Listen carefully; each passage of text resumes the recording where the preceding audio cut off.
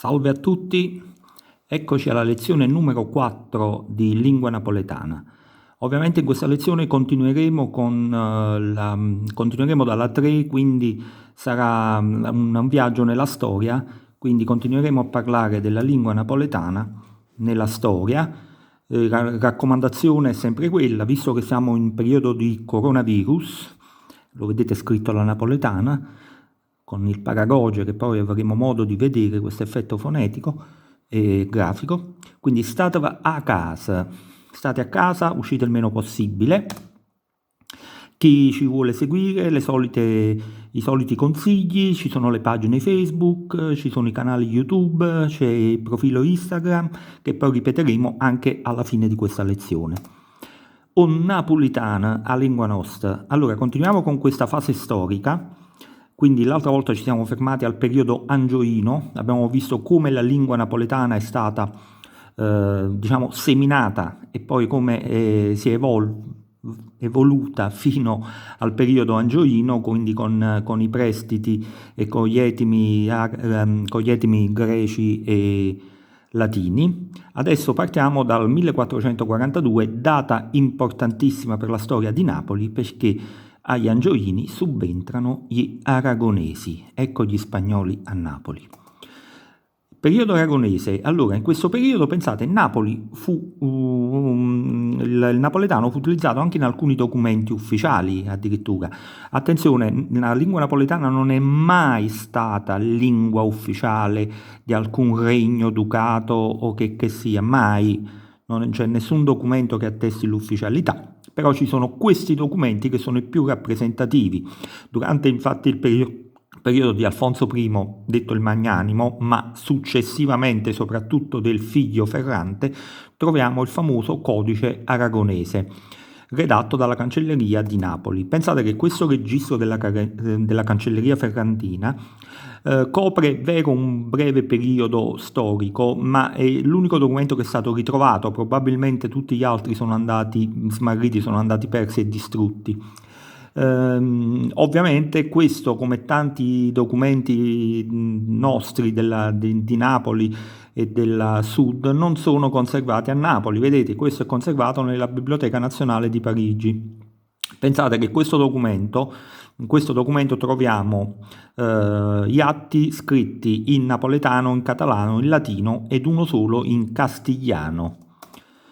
I documenti che formano il codice aragonese sono in maggioranza lettere, vedete che Ferrante, che scrisse Ferrante d'Aragona, appunto, quindi sono istruzioni per i suoi funzionari a riguardo, quindi erano documenti di cancelleria con, vedete, incarichi della guerra, diplomazia, dell'amministrazione, ordini di tesoreria, ma troviamo anche, ecco, questa è una cosa abbastanza divertente, perché anche comunicazioni di carattere personale o familiari. Per esempio 22 lettere del re alla sua, in una delle lettere la cita così: Serenissima regina, nostra molto cara e molto amata muglier. Ovviamente il napoletano che leggete qua non pensate che possa essere mai simile al napoletano che parliamo oggigiorno, chiaramente, che abbiamo già visto l'evoluzione della lingua napoletana nei secoli prima e poi lo vedremo dopo. Altri documenti, vedete, sempre del codice aragonese, sono ordini, vedete, trattamento di pagamenti degli abitanti di una città, ci sono testimonianze di corrispondenza con dignitari ecclesiastici come vescovi e cardinali, addirittura col Papa. Vedete, ecco, questa è la copertina del codice aragonese. Ma gli aragonesi catalani lasciano nel napoletano tanti prestiti linguistici. Per esempio, vedete la parola casatiello, che oggi è molto utilizzata per il nostro rustico tradizionale pasquale, viene proprio dal catalano, dall'aragonese quesadilla. E ovviamente il quesadilla non era il casatiello come lo si fa oggigiorno, ma era qualcosa di molto diverso. o muccature, per esempio, da mocador, molti credono che venga dal francese mouchoir, ma è molto più remoto perché viene da mocador. Ricordiamo sempre che le lingue francesi e le lingue spagnole a loro volta vengono dal latino volgare, questo l'abbiamo detto nella lezione precedente. Il verbo arrunzà, che è tanto bello a Napoli quando diciamo ma sei arrunzan, no? Vedete, viene dallo spagnolo arronsar, palià, cioè picchiare, apalear, treziare, guardate quanto è bella quando giochiamo a carte, no? E dice te stai treziando le carte, cioè te le stai scoprendo piano piano. Terchar, opalic, che abbiamo avuto modo di vedere anche nei nostri spettacoli della tombola storica, viene dallo spagnolo paliglio, ma ancora passeare sarebbe passeggiare, no? Passian. A pastiglia viene da pastiglia, sempre dalla lingua aragonese catalana, a muglier da mujer. Andiamo avanti nel tempo, nel 1503 comincia il lunghissimo periodo del viceregno spagnolo, che pensate dura per più di 200 anni. Quindi passiamo dai catalani, passiamo ai castigliani. Durante questo periodo a Napoli però si registra un'intensa crescita demografica e Napoli pensate che diviene la città più popolosa d'Europa. Infatti dai 30.000 abitanti del 1400 passò ai 150.000 del 1150 sino ai 400.000 del 1656. Questa è la tabella demografica delle città europee nel 1650. Allora osservate, la città più popolosa d'Europa a quel tempo era Napoli, 400.000 abitanti, addirittura più di Parigi, 325.000, Madrid 180.000, poi Venezia, vedete Venezia comunque era un centro molto importante all'epoca, Londra 150.000, pensate, Milano, Mosca, Roma, Amsterdam solo 60.000. Quindi piuttosto intuibile che il napoletano, ovviamente il popolo a Napoli e nella provincia, parlava la lingua napoletana e quindi si può dire che il napoletano fosse una delle lingue più diffuse dopo il latino, chiaramente. Questa forte crescita demografica fu dovuta ai tanti spagnoli che vennero a Napoli in quel periodo, che erano soldati, mercanti. Napoli era la città più grande d'Europa, quindi era facilmente intuibile che divenisse centro di attrazione per tantissimi mercanti, artisti. Vedete, allora si stabilirono a Napoli e quindi furono costruiti nuove aree al di fuori delle mura, quindi i famosi quartieri spagnoli a ridosso di Via Toledo, e con questi spagnoli giunsero anche le tradizioni castigliane e quindi anche le contaminazioni linguistiche. Qua vediamo la famosa strada cosiddetta Angoppe Chianga Carità, che sarebbe la strada che sale sui quartieri spagnoli da Piazza Carità, la prima a destra, l'attuale via Giuseppe Simonelli, cosiddetta Angoppe Chianga Carità, perché all'epoca in quella strada ci stavano i chianchieri, i macellai quindi, e le chianche erano le panche di legno dove loro macellavano e commerciavano la carne, chiaramente. Per questo si chiama Ngoppe Chianga Carità. Ovviamente gli spagnoli castigliani hanno lasciato tantissimo anche nella toponomastica napoletana. Pensate che tra castigliani, catalani e il primo periodo borbonico possiamo quantificare quasi in 400 anni di spagnoli a Napoli. Se pensiamo che Napoli è italiana solo da 159-160 anni, ora non ricordo bene, pensate alla differenza, quindi potremmo dire che siamo più spagnoli che italiani, ma io direi che siamo napoletani. Vedete, ritornando alla toponomastica, via Toledo, quindi quella che molti erroneamente chiamano via Roma, via Toledo si chiama, non è via Roma sta a Scampia. Poi Rua Catalana, via Nardones, o Supportiro Lopez, che sta nei Vergini, il quartiere Vicaria per intero, Santa Teresella degli Spagnoli, Salita Miradois, eccetera, eccetera. Testimonianze di una massiccia presenza spagnola la troviamo anche nei cognomi dei napoletani, i vari Lopez, Perez, Gomez, Fernandez, Olivares, Almirante, Alonso, ci sono tanti altri cognomi. Ma gli spagnolismi anche chiaramente nei prestiti, nelle parole. o fanfarrone, quello che noi a Napoli chiamiamo fanfarrone, vedete, viene dallo spagnolo fanfarron, a scapece o scapece, viene da scapece, cioè i cucuzzella scapece, cioè un intruglio fatto con aceto, olio, che serve per condire. O guap viene da guapo, o papiel, quando qualcuno dice stai scrivendo un papiel, no? Qualcosa di molto lungo, viene da papeglio. Lazzaro viene da Lazzaro, puntiglio, un truppacà, o palic che abbiamo visto prima, e sciocel, guardate questa parola quanto è bella, sciocel, cioè la frutta secca che mangiamo nel periodo natalizio, viene da sciocio.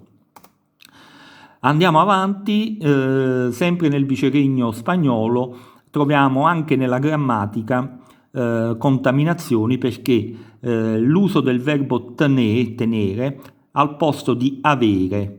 Per esempio noi in napoletano diciamo i teng fam, non diciamo io ho fam, no? Tengo, tenè, quindi tenè va a sostituire il verbo avere, come lo spagnolo, vedete, tengo una settimana di tempo, alla napoletana, lo spagnolo tengo una settimana di tempo. E, lo stesso vale per il verbo essere, quindi il verbo essere viene sostituito dal verbo stare, per esempio istung malata, non diciamo io sono malato, istung malata, come lo spagnolo io sto infermo. Andiamo avanti, sempre il viceregno spagnolo, allora qui dobbiamo registrare, ma già da anni prima, perché le villanelle, abbiamo tracce di villanelle già dal 1200, però il boom delle villanelle è proprio quello intorno al 500, 600 anche. Il più importante autore di villanelle napoletano era Bernardino Passaro, ma conosciuto con lo pseudonimo di Velardiniello. Celebrissime sono le sue villanelle, cantate ancora oggigiorno dai cultori di questo settore. Molto famosa è Boccuccia de no Pierzco Apreturo. In questi testi andiamo a scovare la lingua napoletana dell'epoca, quindi sono veramente un tesoro. Nel 600, quindi parliamo di fine 500, ma soprattutto nel 600, cominciamo a conoscere anche la letteratura napoletana. In particolare siamo nel periodo barocco, quindi nel 600, periodo barocco che ha influenzato tantissimo l'arte di tutta Europa. Anche nella lingua napoletana troviamo le opere scritte da Giambattista Basile, non solo da lui, ma altri famosi autori come Giulio Cesare Cortese, per esempio.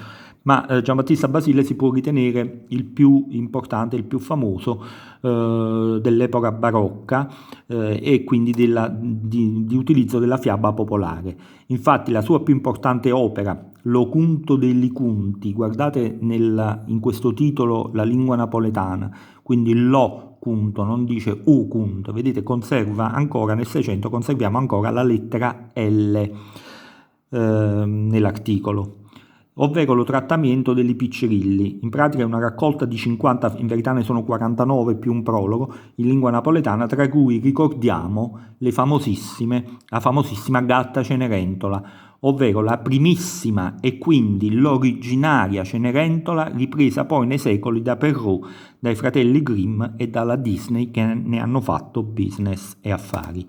Pensate, possiamo affermare quindi senza dubbio che Cenerentola era napoletana, parlava un napolitano, e per la precisione era giulianese di Giuliano e parlava quindi la lingua napoletana. Possiamo credere che il Basile immaginò la scena in cui Zezolla perse la scarpetta che poi si chiamerà Chianiello nella favola originale. Zezolla è il nome originario di Cenerentola, sullo scalone del Palazzo Reale di Napoli, anche se nella favola originaria, vedete, lo Chianiello, la scarpetta, non la perde sullo scalone, ma la perde fuggendo sulla carrozza. Andiamo avanti, ecco qua, apriamo un tasto un po' doloroso.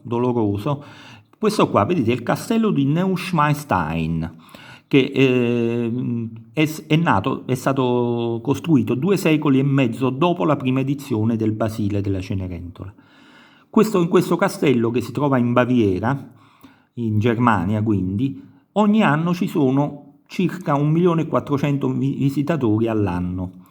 Qui la Disney si è inventata la storia della Cenerentola, cioè ha trasformato la storia della Cenerentola ed i proprietari della struttura ne hanno creato un business di milioni di euro. Questo invece è il Palazzo Reale di Napoli, dove dobbiamo dire che non vi è nemmeno una piccola targa o una rappresentazione artistica ambientata sullo scalone o un punto di informazione che promuova la nostra letteratura e le nostre fiabe. Quindi possiamo dire che occasione persa per la nostra letteratura. Lo stesso avviene col castello di Lagopesolo in Basilicata. Qui è ambientata un'altra fiaba del Basile, Raperonzolo, ma anche in questo caso il castello bavarese ne ha fatto business. Ricordiamo che le 49 fiabe del Basile nell'Ocunto degli Cunti, ce ne sono anche altre che hanno ispirato poi gli autori di fiabe del successivi, come per esempio Il gatto con gli stivali e altre.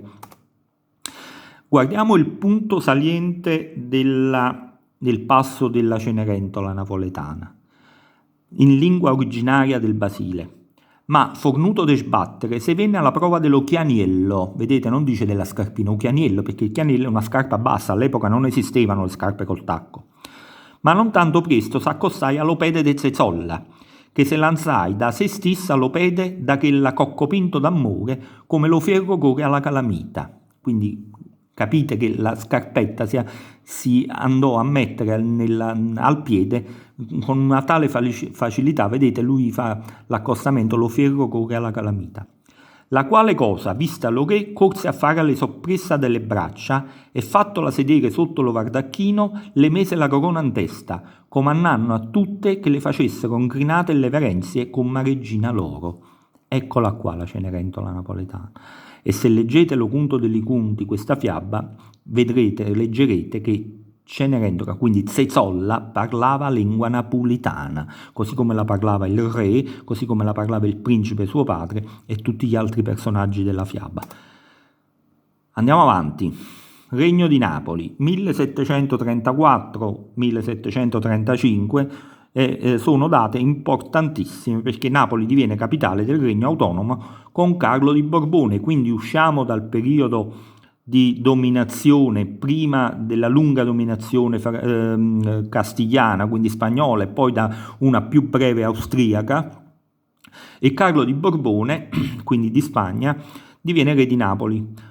È stato un sovrano, non lo voglio scoprire qui, chiaramente illuminatissimo, che ha fatto tantissimo per il regno, e tale splendore dei sovrani di Borboni continuerà per oltre un secolo. Tra questi primati, ecco, qui è importante citare questa notizia ai fini della lingua napoletana. Tra questi primati è doveroso segnalare quello cantieristico e marinaresco, perché proprio grazie alla marina mercantile e a quella militare, le navi napolitane toccavano regolarmente non solo i porti del Mediterraneo, ma giunsero ben presto in tutti i mari del mondo, ad eccezione dell'Oceano Pacifico. Pensate, è proprio grazie agli scambi commerciali marittimi con altri stati che nella lingua napoletana entrarono terminologie dall'arabo, dal turco, dal portoghese, dall'inglese e da altre lingue.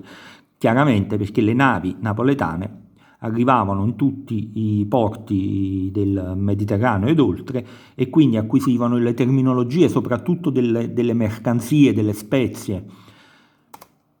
Guardiamole qualcuna di queste parole. Per esempio, vedete, allora, etimi dall'arabo. Allora, in questo caso abbiamo acarciofalo, che viene dall'arabo karshuf, caffè viene dal turco ammazzarrut, viene dall'arabo masarà, scarpar, o scarpar viene dal portoghese scarpa, o Cardiff viene dalla città inglese Cardiff, che significava il danaro, in pratica, era una sorta per definire, una sorta di sinonimo per dire il danaro. Azzardà, dall'arabo hazar, che è il dado, quindi gioco dei dadi, che identificava il gioco d'azzardo. O mammon viene dall'arabo maimum, o bazariot viene dal turco bazar, akatram viene dall'arabo katran, e quequero, che questa è una parola meravigliosa della lingua napoletana, viene dall'inglese, anzi dalla setta dei quacqueri, che nel Settecento, i quacqueri inglesi, non americani, che nel Settecento si stabilirono a Napoli per un breve periodo e i napoletani quando videro questi quacqueri vestiti in modo largo, in modo molto largo, coperto, eccetera, eccetera, quindi per loro strano, allora associarono la parola strano alla parola dei quacqueri e quindi ogni cosa strana era un quequero. Sempre dalle etimologie dell'arabo, il funnaco, vi consiglio di andare a vedere, di andare a visitare i fondaci ancora rimasti, che sono il fondaco di San Gregorio Armeno, il fondaco San Paolo ed altri pochi, che in pratica sono una sorta di vicoli ciechi, dove si apre poi con una grande area dove ci sono abitazioni una sopra l'altra in pratica. A Giarra, o Limona, a Mulignana, vedete, o Tavuto, vado avanti velocemente, o Zuccaro, si scrive così, Zuccaro, che molti sbagliano a scrivere, o Cantaro, non il Cantaro che abbiamo visto con altra etimologia dal greco, ma o Cantaro, in questo caso sarebbe un'unità di misura, il quintar, cioè sarebbe una sorta di quintale quasi. A Sciarappa, o sciroppo sarebbe la sarappa, a sciavaca, la rete da pesca, no? A sciavaca, da sciabaca. Andiamo avanti nel Settecento. Allora, abbiamo detto nel Settecento, un piccolo passo indietro, Napoli fu la città più popolosa d'Europa nel 1650, ma con la peste del 1656 la popolazione si dimezzò, più che dimezzò, perché ci furono quasi 250.000 vittime, quindi vi lascio immaginare che catastrofe, ecco. Oggi che siamo in tempo di coronavirus, pensiamo all'epoca quale fu il dramma del 1656. Allora, dicevamo, nel Settecento comunque le due più importanti città d'Europa, soprattutto per espressioni culturali e di mode, erano Napoli e Parigi. Poi chiaramente c'erano anche Vienna, c'era San Pietroburgo ed altre, Madrid. Ma le mode parigine portarono a Napoli, grazie anche agli ottimi rapporti tra le due sorelle, la regina Maria Carolina a Napoli, quindi la moglie di Ferdinando, e Maria Antonietta a Parigi, poverina che poi verrà decapitata, tante novità sia nell'arte che nell'abbigliamento, che nella cucina, cioè nei modi di cucinare, e di conseguenza nella lingua napoletana entrano nuovi termini, nuove parole. Andiamo a vedere qualcuna. Per esempio, au buffet, vedete, chiaramente tutte dal francese, au toupe, i franfolic, a brioche, au bijou, o gâteau, vedete scritto alla napoletana, quindi non alla francese gâteau come si scrive, alla napoletana gâteau, o buttone, o babà, o raù, perché ricordiamo babà viene dalla Francia, ma dal pasticcere polacco chiaramente. O croquet abbiamo detto, o sartù, o sauté, o soufflé, quindi vedete sono tutte parole dell'ambito culinario, dell'ambito della moda, ma ce ne sono tantissime altre, chiaramente, questo è solo un piccolo esempio. Sempre nel Settecento la lingua napoletana ebbe una fiorente letteratura, fiorentissima produzione teatrale, così come fervida fu la produzione di canzoni. Proprio tra queste ultime ricordiamo le famosissime ed attuali, perché ancora oggi vengono cantate e fanno parte della musica tradizionale napoletana. Tradizionale, attenzione, non classica, che classico è un vocabolo diverso. Lo Guarracino, la canzone di Zeza, Lucardil, Ciceranel, Palumel, Zomba e Vola. Se prendete i testi di queste canzoni, veramente sono un tesoro della lingua napoletana, perché andiamo a vedere nel Settecento come il napoletano era scritto e parlato. Sempre nel Settecento le prime opere scritte in lingua napoletana, per esempio Giovan Battista Pergolesi, Lo frate innamorato, ma comunque sono opere teatrali per il teatro, che si teneva soprattutto il teatro dei Fiorentini. Niccolò Piccinni, La Mollinarella. Regno di Napoli ancora, c'è da segnalare che, ecco qui, verso la fine del Settecento viene edito anche il primo dizionario della lingua napoletana. Ferdinando Galeani, che viene edito 2 anni dopo la sua morte, quindi Galeani fece un lavoro straordinario di raccolta e di studio. Lo stesso Galeani si occupò scrivendo anche trattati di lingua napoletana, che non stiamo qui a dirvi chiaramente. Il regno delle due Sicilie. Allora, a parte la piccola parentesi di Repubblica Napolitana del 1799 con i francesi e con i giacobini, ovviamente ci fu un atroce spargimento di sangue tra i Lazzari napoletani che difendevano la città e la corona, e poi la successiva occupazione francese dal 1806 al 1815 con Murat, Napoleone, eccetera, eccetera. Il regno di Napoli ritorna ai Borbone con Ferdinando IV, che unifica le due corone, cioè quella di Sicilia e quella di Napoli, e diviene Ferdinando I delle due Sicilie.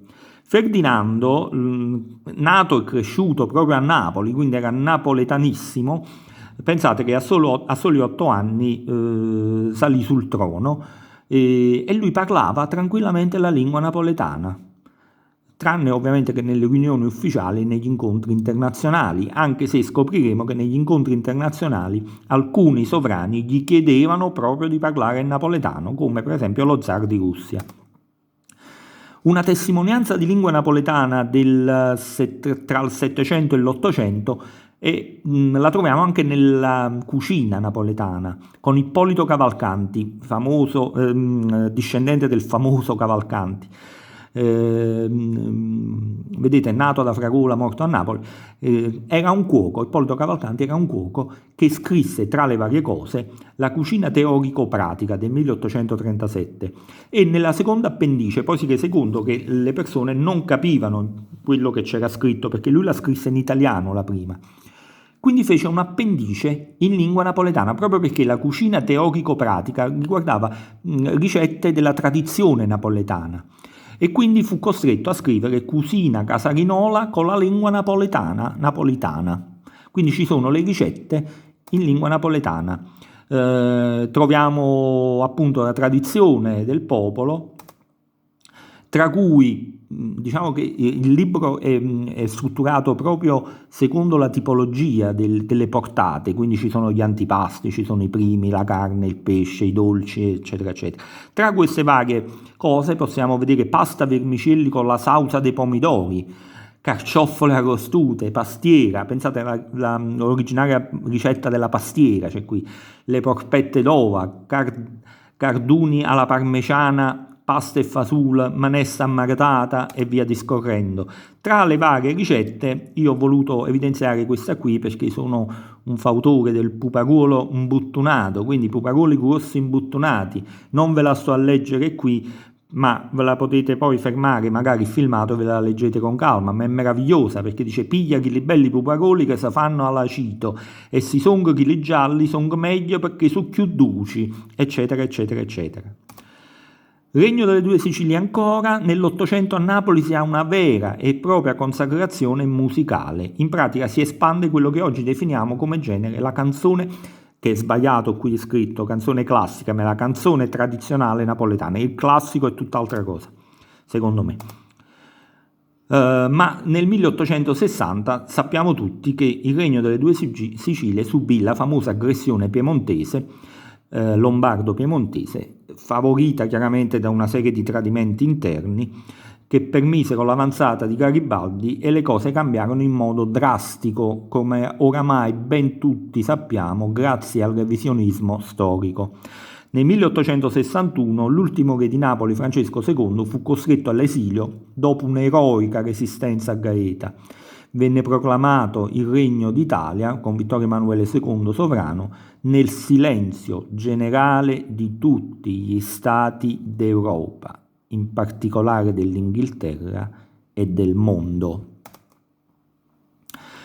Paradossalmente, fu proprio dopo l'unità d'Italia che la lingua napoletana, anziché scomparire pian piano, e quindi lasciando il posto alla lingua italiana come lingua nazionale, invece il napoletano si sviluppò ancora di più, grazie ad una fiorentissima produzione letteraria, l'edizione di dizionari, e grazie soprattutto alla canzone e al teatro, e grazie ad autori importantissimi come Di Giacomo.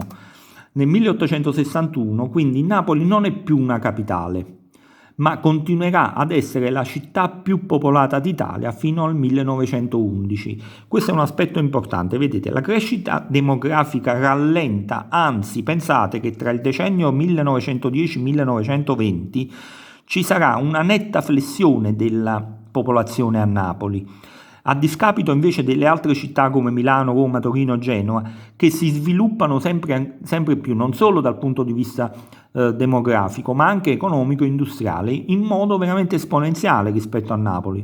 Ciò fu dovuto ad un fenomeno che prima dell'unità d'Italia era sconosciuto per il popolo duo-siciliano, l'emigrazione.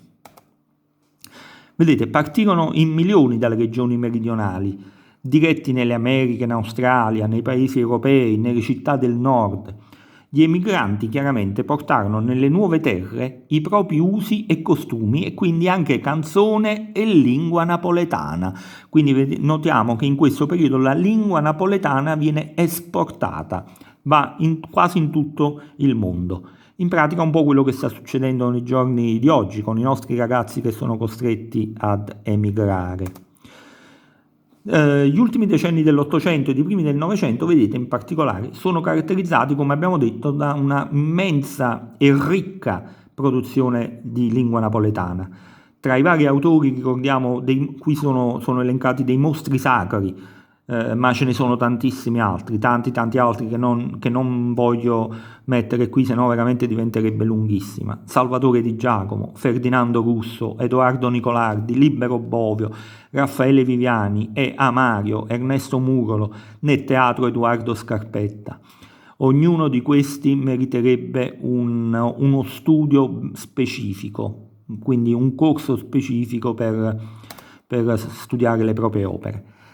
La lingua napoletana, guardate quanto era importante grazie alla canzone. Pensate che il 14 agosto del 1920, quindi la vigilia di Ferragosto, durante le Olimpiadi di Anversa, voi mi direte che ci azzeccano le Olimpiadi di Anversa con la lingua napoletana, Anversa in Belgio, no Aversa a Caserta, salì sul podio per la medaglia d'oro nella marcia il milanese Ugo Frigerio e la banda musicale, ovviamente all'epoca gli inni nazionali venivano eseguiti dalle bande, non conoscendo il testo dell'inno nazionale, che era la marcia reale, quindi la marcia dei Savoia, per omaggiare il vincitore, cosa suonò? Cosa conoscevano come simbolo dell'Italia, che poi era napoletano?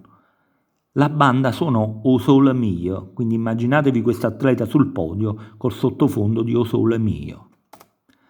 Ma facciamo un passo in avanti, di 36 anni. Alle Olimpiadi di Melbourne, in Australia, il ciclista romagnolo Ercole Baldini salì sul gradino più alto del podio perché vinse la medaglia d'oro. L'organizzazione non aveva il disco dell'inno nazionale all'epoca e quindi quale disco aveva per rappresentare l'Italia? O Sole Mio. Quindi anche in quell'occasione fu suonata O Sole Mio. Ma non solo. La lingua napoletana, pensate, che è volata persino nello spazio. Il 12 aprile del 1961 l'astronauta russo Yuri Gagarin, durante la missione che lo portò nei cieli dalla sua navicella, canticchiò la canzone O Sole Mio. Come vedete ha influenzato, è arrivata in tutto il mondo e quindi la canzone è la lingua napoletana. E qui notiamo da questa slide la canzone classica napoletana arriva in tutto il mondo grazie alle interpretazioni dei più grandi tenori italiani dell'epoca, quindi non solo i napoletani, tutti i tenori italiani cantavano: Enrico Caruso, Tito Schipa, Giacomo Lauri Volpi, Beniamino Gigli, Aureliano Pertile o Pertile come volete e tanti altri. Le canzoni sono quelle: Funniculì Funniculà, Torna a Sorrento, O Sole Mio e tante altre. Dalla fine dell'Ottocento in poi, questo è un aspetto importante, vedete, fino ai primi decenni del Novecento, la lingua utilizzata nelle scuole chiaramente era l'italiano, il latino anche, ma l'italiano era la lingua base.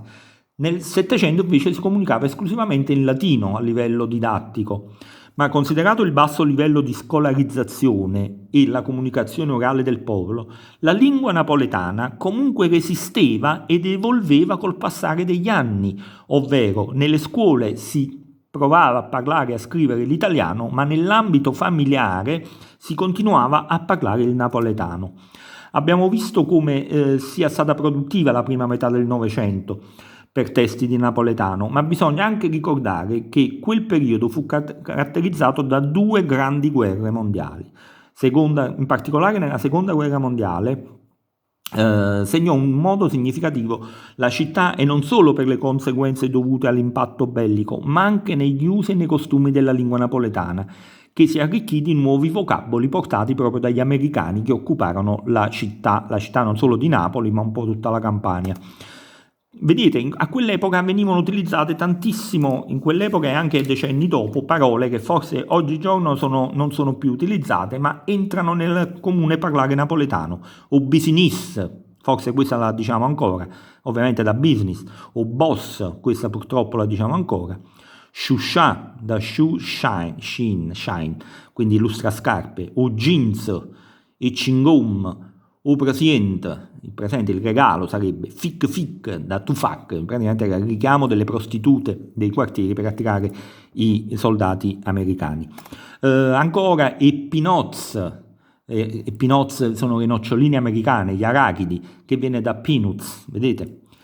E Levatapi Stud, questo è un passaggio della canzone Tammughiata Nera di Edoardo Nicolardi, che sta per Let the Pistol Down, cioè abbassa la pistola.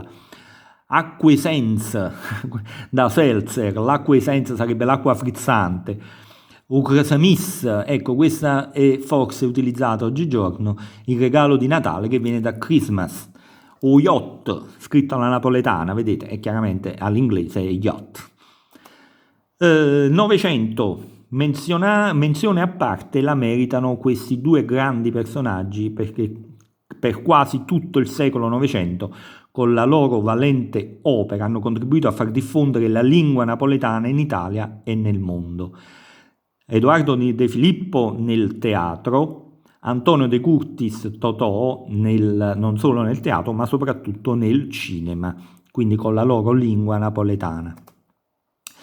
Nel 1952 ed ancora più negli anni 60, vedete, la diffusione della televisione trasmette programmi in cui vengono rappresentati le canzoni in napoletano, perché dobbiamo dire che all'epoca le canzoni napoletane erano quelle che piacevano ovunque, l'abbiamo detto prima, e quindi creavano audience, anche se all'epoca era difficile parlare di audience, ma erano quelle che piacevano di più, quindi anche bisogna dire erano anche quelle più quelle che ce n'erano di più, voglio dire, di canzoni napoletane rispetto alle altre lingue italiane. La lingua napoletana giunge in tutte le case italiane, quindi nelle televisioni, grazie al Festival della canzone napoletana. Anche se nel 1932 a Sanremo si era fatta una manifestazione simile chiamata Festival Napoletano, che poi diventerà il Festival di Sanremo. Quindi il Festival di Sanremo nasce dal Festival della lingua napoletana, del Festival della canzone napoletana.